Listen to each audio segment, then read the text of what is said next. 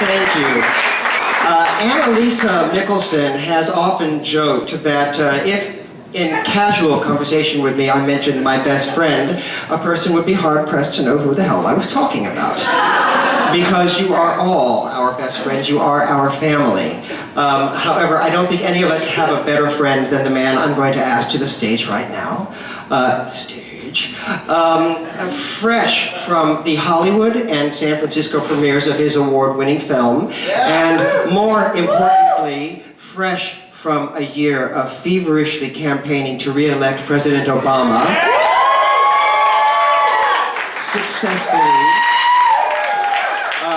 I'd like you all to welcome home Mr. Jennifer Houston.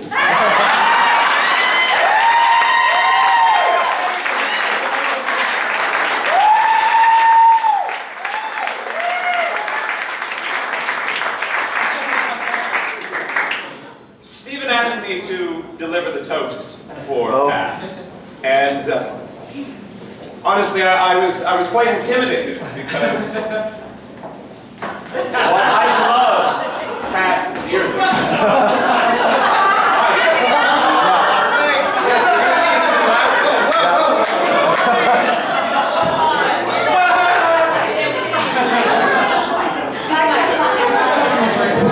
While I love Pat dearly, Stretch. yes, you'll have glasses by the time I'm done. While I love Pat dearly, and Stephen, and while we have been on an amazing adventure together making this film for the past couple of years, I think everyone in this room has actually known Pat longer than I have. You all have so much shared history with Pat. You have years of game nights. I think everyone in this room has probably called Pat in the middle of the night in tears at some point. And he has been there to comfort you. You have gone dancing with Pat. I think I'm probably, might even be the only person in this room who hasn't made out with Pat.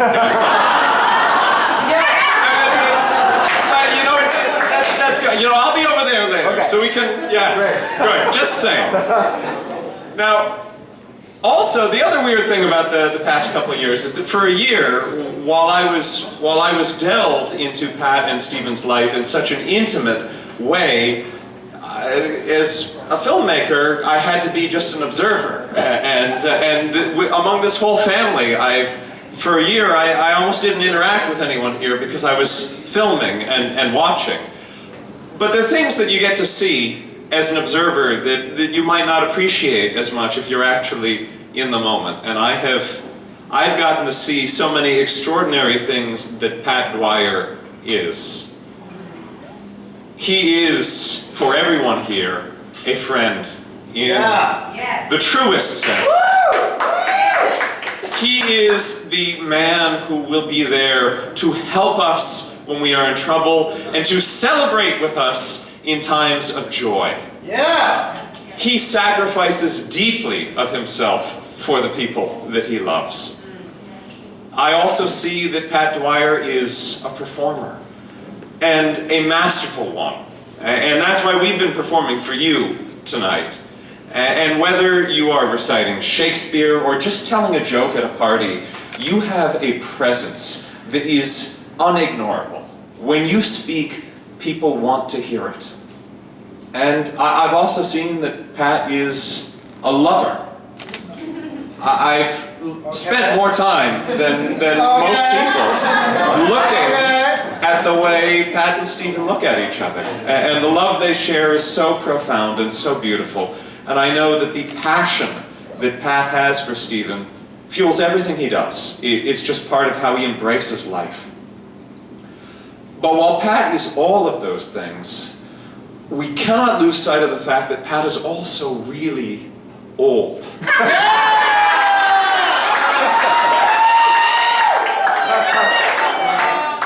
I have a feeling No, he's not going to make out with me later. I've blown that one. No, but Pat, the man who was president when you were born is printed on money. Yeah. I mean, that's an indicator that you might be a little old. Pat is half a century old. How old is he? But just to put in perspective, half a century is long enough to watch the entire Lord of the Rings saga back to back 96,547 times, which I'm pretty sure Pat has done. But that's not including the DVD extra features, obviously. Now, it may be surprising given how perpetually plugged into his smartphone Pat is, but those things didn't exist when he was born. In 1962, there wasn't even color television. There was not car air conditioning. There was no Velcro, no spandex, no polyester. I don't know how Pat got dressed. When Pat was born, the Beatles were not a thing. More importantly, when Pat was born in 1962, there was no Civil Rights Act. There was no Employment Non-Discrimination Act. In many parts of the country, interracial marriage was illegal. And in every state except Illinois, gay sex was a crime. When Pat was growing up, it was a scary time to be anything other than a straight white Christian man. And having spent a lot of time interviewing Pat with the movie, I know how real fear has been for you at times. But we all know that bravery is never the absence of fear. It is doing what is right in the face of fear. And that's why instead of focusing on how incredibly old Pat is, what I want to toast tonight is how incredibly heroic Pat is. Yeah. It took tremendous bravery to be an openly gay man in Texas in the 1980s. It takes bravery to open yourself to discover the love of your life. It certainly took bravery to just pick up roots from Texas and move to New York City, a place where you did not have roots. We all know it takes bravery to be an actor, a performer. But how much more bravery does it take to return to the craft after an absence of many years? Yeah.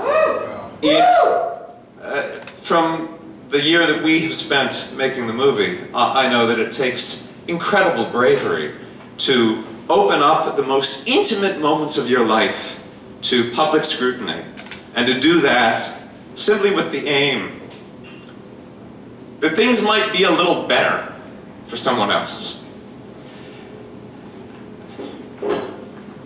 And it is a constant act of heroism to face a world that is often unfair, often unkind, and within it, create a world of love, to create a family. And as Pat has said more eloquently than I can, 2A is a place for all of us to come and to be safe and to be loved. Yeah. Yes. And we have all felt and known that love, thanks to this man. And that is why we should all raise a glass to Pat Dwyer, a brave man and a hero to all of us. To Pat.